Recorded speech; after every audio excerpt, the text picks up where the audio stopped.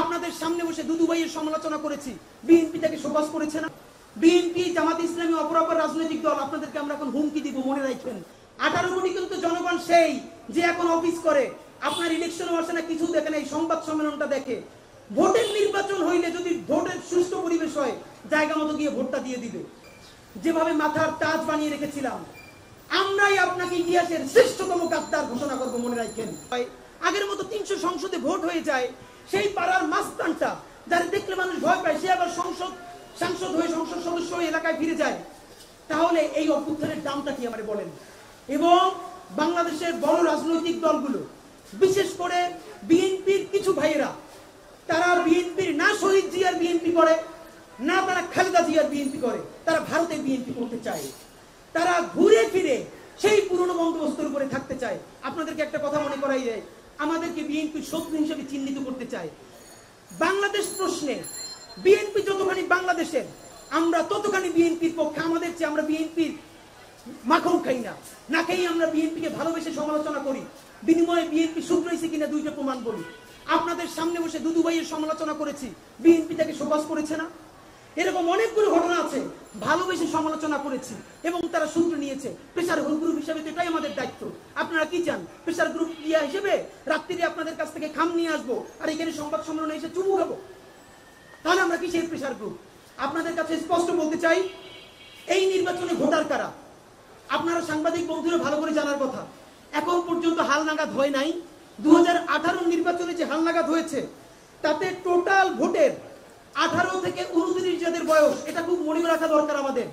BNP Jamaat Islami অপরাপর রাজনৈতিক দল, আপনাদেরকে আমরা এখন হুমকি দিব, মনে রাখবেন। এই জুলাই গণ অভ্যুত্থান রাজনৈতিক দল সাথে ছিল, কোনো রাজনৈতিক দলের নেতৃত্ব হয় নাই। ছাত্ররা মাঠে নেমেছে আর বাংলাদেশের মানুষ নিজেই আন্দোলন করেছে। আন্দোলনের নেতৃত্বে ছিল তরুণরা, যাদের বয়স মূলত 18 থেকে 29 প্রধানত। বর্তমানে বাংলাদেশে ভোটারদের মধ্যে 18 থেকে 29 এই বয়স সীমা ভোটার হলো 3,62,00,000। আপনাদেরকে মনে করিয়ে দেই, বর্তমানে বাংলাদেশে ভোটার তালিকায় যেটা হালনাগাদ হবে, সেই অনুযায়ী কাছাকাছি, একদম কনফিট ফিগার বলছি না, ভোটারের মধ্যে 18 থেকে 29 বছর এই বয়স সীমার মধ্যে ভোটার হলো 3,62,00,000, মানে পুরো ভোটের 33%, মানে 3 ভাগের 1 ভাগ।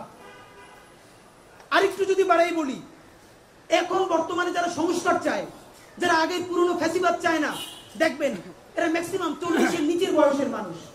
40-এর উপরে যাদের বয়স হয়েছে, তারা চ্যালেঞ্জ নিতে ভয় পায়, তারা আগের অসততার মধ্যে ডুবে থাকতে চায়। 18 থেকে 40 বছর যারা সংস্কার চায়, এদের ভোটার সংখ্যা 7,15,00,000। আপনাদেরকে মনে করিয়ে দেই, 18 থেকে 40 যারা তরুণ এবং তরুণের পরে যুবক, যারা সংস্কার চায়, নতুন দেশ চায়, স্বাধীনতা সার্বভৌমত্ব চায়, ভোটার সংখ্যায় তারা 7,15,00,000, এর মানে পুরো ভোটের 55%। এবার আপনাদেরকে মনে করিয়ে দেই, লাখ লাখ মানুষ নিয়ে বিএনপি মিছিল করে, জামাত শোডাউন করে। শোনেন, আপনারা যখন মিছিল ডাকেন, উপজেলা ইউনিয়ন থেকে শুরু করে ঢাকা এসে ভরে যায়, কিন্তু এইটাই কিন্তু সারা বাংলাদেশের 18 কোটি জনগণ না। 18 কোটি কিন্তু জনগণ সেই যে এখন অফিস করে, আপনার ইলেকশন হচ্ছে না, কিছু দেখেন, এই সংবাদ সম্মেলনটা দেখে। ভোটের নির্বাচন হইলে যদি ভোটের সুষ্ঠু পরিবেশ হয়, জায়গা মতো গিয়ে ভোটটা দিয়ে দিবে। আর যদি দেখে আগের মতো নির্বাচন হয়, ভোটের কপালে ঝাড়ু মাইরা অফিস করে বসে থাকবে। কেমন নির্বাচন চান? আওয়ামী লীগের মতো একটা নির্বাচন? খালি যারা বিএনপি করে, খালি যারা জামাত করে, খালি যারা ইসলামী আন্দোলন করে, আপনারা রাজনৈতিক কর্মীরাই গিয়ে ভোট দিয়ে একটা দল বানাই ফেলবেন? করেন। তাহলে এই যে 55% যাদের কথা বললাম, এরা কেউ আপনাদেরকে ভোটও দিতে যাবে না, কেন্দ্রেও যাবে না। আর যদি চান না, এই ভোট দেওয়ার জন্য প্রবাসীরা মুখেই আছে, প্রবাসীরা ভোট দিতে চায়। অনেক প্রবাসী বন্ধুরা আমাদেরকে বলেছে, দেশে ভালো ইলেকশন হলে ইলেকশনকে সেলিব্রেট করার জন্য পরিবার নিয়ে বাড়ি ফিরবে, যারা 15 বছরও বাড়ি ফেরে নাই। সেরকম উদযাপনের নির্বাচন যদি করতে চান, তাহলে এই সকল মানুষকে নিতে হবে। তাহলে কি করতে হবে? সেই নির্বাচনের আগে আপনাকে নির্বাচনের রোডম্যাপ ঠিক করতে হবে। পুলিশ, আর্মি, তারা প্রত্যেকটা কেন্দ্র সঠিকভাবে পাহারা দিতে পারবে কিনা। কেউ ভোট দিতে গেলে তার ভোটটা চেক করে কোন মার্কা দিচ্ছে সেটা নিশ্চিত করতে পারবে কিনা। সুতরাং নির্বাচনের সংস্কার করতে হবে। অনেকে বলে বর্তমান নির্বাচন কমিশন সরাই ফেলেন। শুধু কমিশন সরাই ফেললে কিছু হবে না, আমূল পরিবর্তন করতে হবে।